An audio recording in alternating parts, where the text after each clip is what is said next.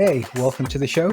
Thanks very much for joining me. I'm here today with Maciej. Maciej, how are you? I'm good. Thank you for having me, as they say on American shows. Yeah, Great. it's my pleasure. So a bit of a interesting story here. Maciej and I, we both went to the same boot camp many years ago. It was one of the first in London, I think, and we've both sort of ended up in a good place. He's now a senior React dev wherever he is, which he'll explain to us later on. But in the middle there, our paths took a very different course. So I feel like for me, the course was super hard, and I feel like everything clicked just about enough, just about in time, for me to keep going on. And I feel like I got all of the lucky breaks. Everything went well. Anything that could have gone my way and went my way, and I had a great career and it was great. And for you, you're in the same good place now, but actually you struggled a bit on the course, and that had an impact on your early career professionally, and it had an impact on you personally. And I feel like there's much more we can learn from your story than there is from mine. Take me back to that time. When do you first realize that the course is not quite going how you want it to go, and what happened? Yeah, as you said, that it was called Bootcamp for a reason. It was obviously very hard work. We've been doing this work throughout the day, and then spending even evenings doing extra work. So it was hard, and then also weekends. But I guess that was a problem. I guess maybe a little bit on my side, and sort of the problem with the course itself, because the course was very intense. There was like a new material every week, which you had to be on the top of, and it's kind of difficult if you just constantly catching up with it. Um, then I guess my problem personally was that I was maybe approaching it from a different angle. That my sort of degree, my background was like a sort of economics, and where I was writing papers, and I was hoping, this is a perfect piece I've written. Whereas in code, you have to make mistakes, and those mistakes are kind of the ingredients of the future success. You have to use to the pattern of making mistakes all the time, because that will lead you to the actual success, to the test passing, for example, right? But that at the beginning you had this sort of pressure, like, oh my god, everything's breaking, and you just can easily get into this sort of rabbit hole, start questioning yourself. I remember this conversation with one of our colleagues in a kitchen. I think 2 weeks after we started, and he said, I started to question my intelligence, which I found pretty hilarious. I think every one of us had their own kind of like self-doubt sort of moments, because that was that hard. But I think there's also there were one of the things they said to us on the course was not to compare us to the others, because we all are on the different journeys for whatever reason, right? And then after a while, I just realized that there are people on the course who don't really approach this course with this kind of like pressure. Yeah, I have to really learn this, because I have to get a job at the end of this. Some people were like already had those jobs, or some people were decided, well, actually, I'm doing this course, but I'm going to set up a startup after that, or I'm going to do a consultancy work. So there's not much pressure in that to kind of like, to learn everything, on this course. So that's maybe another element. I find it really interesting. One of the things you say is that you feel like your previous experience, your academic and professional experience, made it difficult for you to fail or accept that you couldn't quite perfect something before moving on. Yeah, I guess it's an element. Maybe not for everyone, but I guess this sort of learned habit or pattern that I'm gonna perfect something. I'm gonna send this, and it's gonna be working. Whereas here, you have to think in a sort of a way of prototyping. Do something really quick, like in TDD. Just do something most simplistic just to pass the test, and then on top of that, add another feature. Fix this test, that test, and that's kind of different mentality. So this is one of those things which you have to unlearn to learn a new pattern, I guess. And so during the course, when you start to realize that things aren't going how you expect, or you need a little bit more support, do you reach out to the staff there? What do they say? What do they help you with? Well, we were lucky because we were working in pairing with every day with different people. So I had this little strategy of myself that I quickly realized who is the strongest in our cohort. So I kind of like, okay, I'm going to spend a day or maybe two with those sort of on my level, and then the third day or every second day with someone who's really really strong. So who I perceive to be strong. So what the point was that I remember one of the strongest colleagues we had. We went through the material for from like 9 a.m. till 12 to lunchtime, and it was done. We were pacing the pace was so quick that I was hardly able to follow what we've been doing. But this was actually an interesting experience. And the day after, I paired with someone who was on my level, so I had already kind of like uh, skills and understanding of the problem, so which I can apply to this. And then with someone on my level, we together on the same pace, on the same level, if you know what I mean. We were able to produce the results. So like I say, everyone had to find their own way. I remember pairing with someone who was going through code really quickly, like I said, and there was someone who was like doing a code for, let's say, 30, 45 minutes, and he's just got frustrated. Oh, I have to go for a cigarette, and he's gone for like half an hour, comes back another 45 minutes. So, it's just an example. Every person works differently, and Mm. and and then in those first few weeks, you do a lot of observation as well, of in the sense of a team dynamic, and then how you can apply yourself, what strategy you're gonna sort of create for yourself to be effective member, in a team and in this course. After the course, what was the job hunt like for you? Because I think that's when it sort of started to become apparent to maybe yourself and to the rest of us on the course. We're all very close. That was going to be maybe more difficult. So what happened at that stage? So I think I came to this course with the idea that because previously I was years in digital marketing in even senior roles, and I was in my last job I was actually very keen on actually building prototypes to be able to visualize my ideas. But eventually, when I've done the course, I've realized maybe I should be trying to get a job in marketing technology, because at least I can say, well, I'm a junior developer. I know I'm starting from zero. I've taken a U-turn, but at least I'm an experienced marketer. So you can use this, kind of leverage this experience, but I can learn the sort of coding sort of bit on the job. And that was my strategy. Right after the bootcamp, I think it was like something like June, maybe earlier. So it's kind of difficult to get a job over the summer. So I kind of strategically think to myself, well, let's take holidays, like enjoy the summer, but do some coding in the evening, and then start applying for jobs near September. And to be honest with you, right after the course, I have to take like 2 weeks off, like no coding, no computer, nothing. I was so physically and mentally drained. I guess to some extent you can relate to it. You remember how it was. Oh yeah.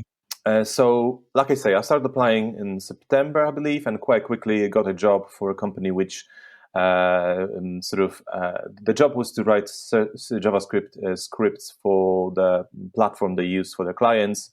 So it was kind of like, okay, first sort of JavaScript experience, commercial experience. But it was just a few months there, and I got this, and I got necessary skills, and I said, well, this is great, but I really want a front end, like a proper front end stack, agile, all the kind of like dynamic of a group, of a development team. So I got into a publishing company where I first was exposed to agile work, to 2 week sprints, to work in a kind of like a much more collaborative developers environment.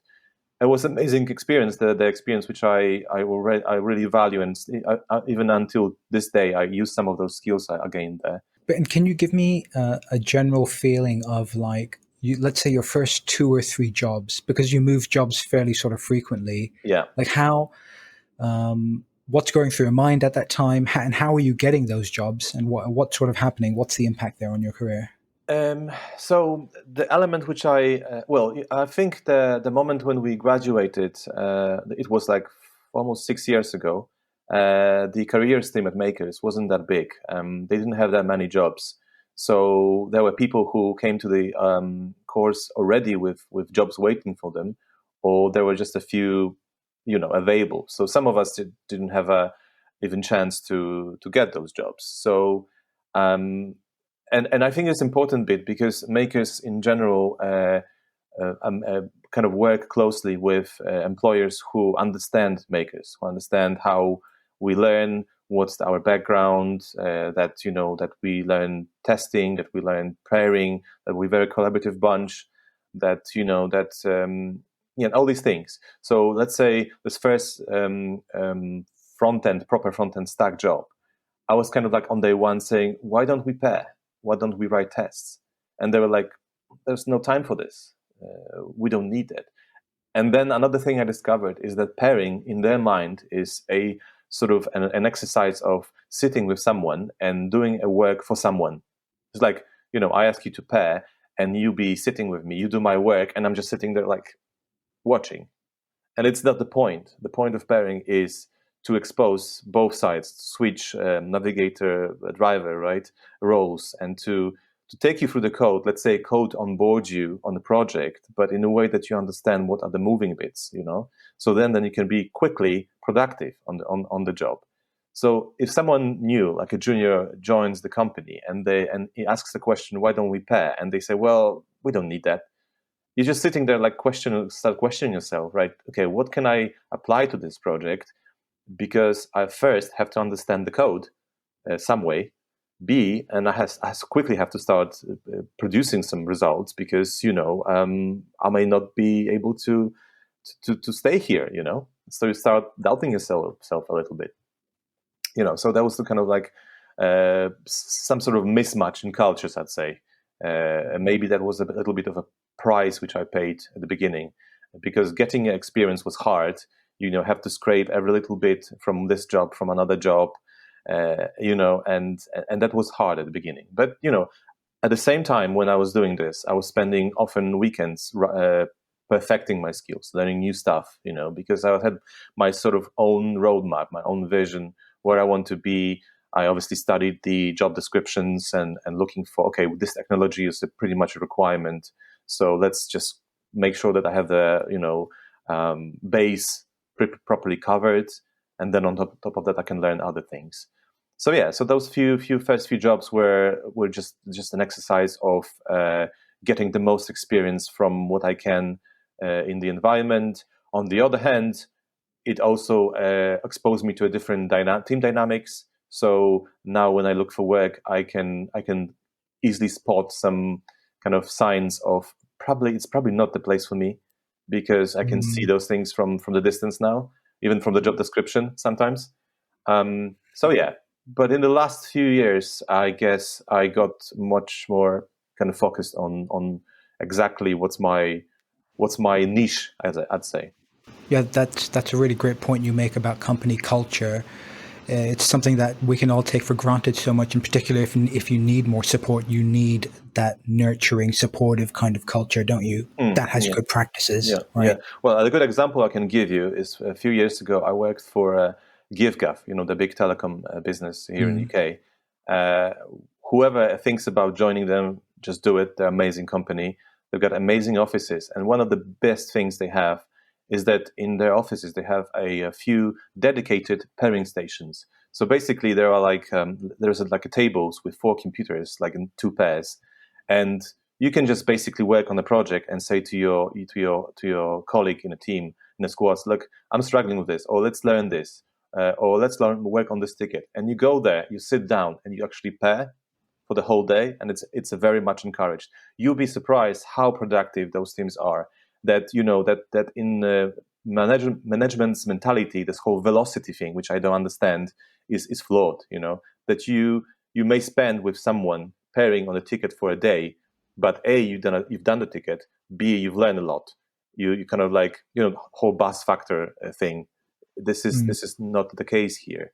So this amazing technique, and this company was really amazing in that as well. So That's great. makes Are you sponsored by GiveCAF? Are they paying no, you I'm to be not. here today? I'm the loyal customer, but to be honest with you, they've got a very high follower in UK, so it'll be no. There's no kind of um, advertisement here. I guess. Okay. Well, GiveGuff, if you hear me, send me some sponsored, branded T-shirts and whatnot. I'll be happy to accept.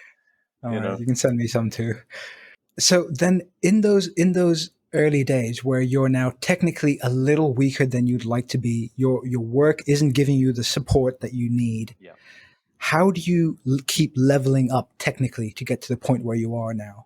So one of the things I mentioned was just that I was kind of like trying to gather those kind of like weak points throughout the week work, and on the weekend I was just applying myself. I was just googling stuff. I was building little apps, playing with it. I had been lucky in some of those jobs where developers kind of like understood that if you place someone on the job, you have to give them a couple weeks, kind of like to build some stuff, to kind of understand how those things work on a real prototype. So that was also I've been lucky in a couple of jobs. I'm not going to mention the name here. So yeah, mostly my work weekdays, maybe evenings, because let's be honest. I mean, the bootcamp is a great tool to get you from zero to like a kind of turbocharge your learning skills, but it's not aimed to give you everything. It's just enough to give you skills to get a junior job, to give you confidence that can you then you can learn, and make us especially put a lot of emphasis on actually skills, building up skills on to actually learn how to learn, basically, right? Because it's very dynamic, it's changing a lot. So Yeah. I remember at the time we were learning, I don't know, Angular and Node. Since then we've got React and other things. Just that's very dynamic, it's changing. So it's not really set in stone. And so I know, so at one point earlier in your career, you're struggling professionally, and then you end up at a point where you're now quite strong professionally, right? And jobs are going well, you're getting good jobs. But then in the middle there's a period where you have short stays at companies, and then you're applying for other jobs. Do they ask you about why do you only have such short jobs? And then how do you tackle that? Uh, well, in some of those jobs. I'd love to stay for longer, and I was really happy on some of those projects. Interesting stuff I was learning there. But the biggest problems in a couple of those jobs were that as soon as I joined the company, they had this sort of mentality like, okay, bumps on seats, right? We have someone here, so okay, we have developers. That no one really looked into detail. Like, okay, I'm a junior developer. I maybe need some support, maybe to pair with someone, because I'm totally capable of doing these things. But so one of those cases where then I joined the team. They given me 2 weeks to kind of like get up to speed. I was building the app on the side with a couple senior developers, and I was getting those practical knowledge of those technologies. So I was almost ready to start doing tickets. And then the management decided, okay, let's put him on the PHP side of the project, where I have zero knowledge of PHP, and then, it's like another few weeks I need to spend to get my head around this, and time has passed, and they just realized, it's been a month, and he hasn't really contributed that much, but no one really looked into detail that, they just, kind of, move me from one place to another without any direction, without any guidance, any buddy sort of system. So that was one example. But like I say, from all these experiences, I gained something. I guess maybe resilience, stuff that I learned because I had to on my own. Maybe I'll become very kind of experienced in how to choose the right job, because Mm. that's also I can all quickly see those wearing signs, I guess.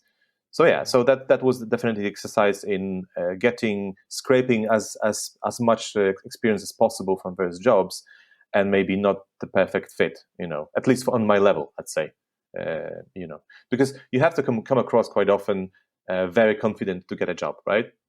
which is also a little bit flawed because, you can be, they say, oh, fake it until you make it. Yes, you can do it, but you can fake it so well that you be in a job which you shouldn't be in, right? And that's a problem for you and for the management, and they don't understand what the problem is. But if you come across really honest and say, like, vulnerable, and say, look, I'm the junior developer, this is what I really know well, these things I kind of built a little apps, but I'm very keen to learn. And when I say those things to someone from HR, who is the first one to speak to they filter me out immediately. I'm not confident enough, I'm not experienced enough. So you have to change the strategy and start not lying, but kind of like saying that I can do that, because you can, but you have to be given a little bit of support. And that's the whole problem, I think. Along the same lines, in the middle of your career or towards your most recent jobs, you're going into interviews and they're looking at your CV, and through no fault of your own, you have like 2 or 3 short gigs. So how do you justify to them? What do they ask you? Do you think that they have a picture in their mind of why that is, and what sort of questions do they ask? Well, they often ask whether I was contracting. Obviously, the other question is whether I well, and in general, I just explained to them, like, my sort of record pre developer career was, I was in jobs for a year, 3 years, consistently. You can look into my CV and or in my kind of LinkedIn profile. But and then I just say to them, look, there was a phase when I was just getting experience. It was tough for someone who done a U-turn from zero knowledge to get a knowledge commercially. You cannot get experience without experience. That catch-22. So I'm being honest about this, and then I just got into a different stage of my career when I already have sound foundations for, let's say, front-end development work, but I'm really keen to do, let's say, full stack JS. I'm not there yet, but I've already been exposed and I've done some stuff on that. So yeah, that's kind of like a strategy I usually apply. You're really passionate about your work because you had a good career before this and you chose to retrain into software development, and you absolutely would not give up. I mean, you could have gone back to quite an easy life, doing what you were doing before, probably had a very nice career, but you had to stick to this. You could not let go. Yeah. So what is it that drives you? What are you passionate about? Well, so before Makers, I was my most senior job, marketing job. I was someone who was responsible for 3 domains, sort of budgets, agencies, but also had a couple web designers reporting to me, and I liaised with QAs and tech team.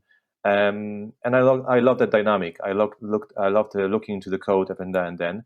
And prior to this, I was doing short courses, over the years, a few courses here and there, but it was never a complete package. It was never a set of skills which led you to get a job. So that was the first thing. The second thing is that I really loved the sort of like working with the browser, kind of like building apps, and so this visual side of things, interfaces, interaction with this, how users are using the well-designed interfaces to buy products, that kind of stuff. And I was hoping, at least the first idea was just to be able to build prototypes to visualize my marketing ideas. That was the kind of first idea I had.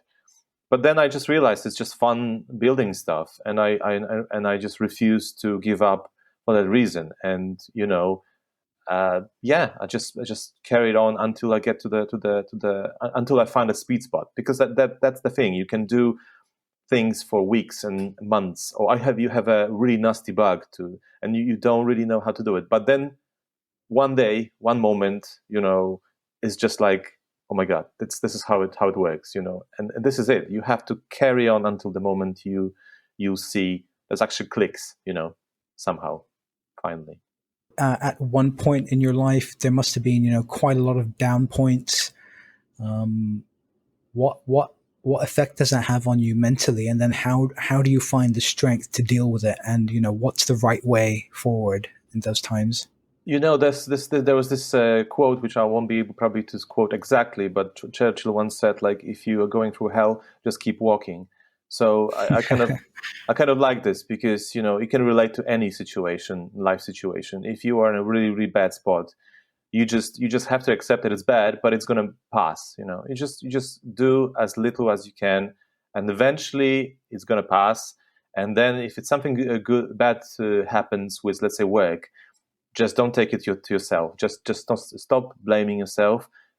I'm not saying blame others, but say, like, it's just how it is. There's nothing you can do about it. It'll pass, and the next job or next gig is going to be much better. So that's what I would advise anyone, I guess. That's brilliant advice. I'm going to take that advice myself. Okay. So if you could go back 7 years or whatever it was, and give some advice to the young you, just as they're stepping into this boot camp, Mm-hmm. what would you tell yourself? Some of the things I mentioned, like, be positive. Just don't compare yourself to the others. You have your own journey. Some people get it really quick. Some others just need some time because they learn differently. They need time to contemplate, to practice more. Just a different dynamic. Just be, I guess, if you are deciding to go for a bootcamp, if you really put in enough effort and work, there is no way you're not going to get a job. There's just no way. So stop stressing yourself like, oh, I paid so much money, I'm not going to get a job. No, you're going to get a job. If you put enough effort into it, you'll get it. No matter what was your previous career. There's lots of examples. We had people from, like, helicopter pilot, children's book author, policeman, you name it. And all got jobs or, were close to, because they've decided, yes, that's what I want to do. And I know you've turned it all around and you're doing very well now. What's next for you? So I am thinking about maybe going contracting, but it's just because it's getting really complicated these days with regulations. So we'll see how it goes. The other idea is just to go completely remote, because prior to COVID, I wasn't sure about this, but then we were all forced to do it, and then I realized actually much more productive that way. So going fully remote, finding a job for the remote company would be an interesting experience. In terms of tech stack, I would love to do more of the front. Full stack JS. So I would just want to deepen that knowledge, solidify it, and that's kind of like in the short term. In the future, I don't know. It depends. I could say, well, I'm going to set up a business or whatever. I don't know. I think these two main things are the most important. In my mind, I guess it's not everyone's idea. Once you have a remote job, you may try to live in the other country or maybe travel a bit.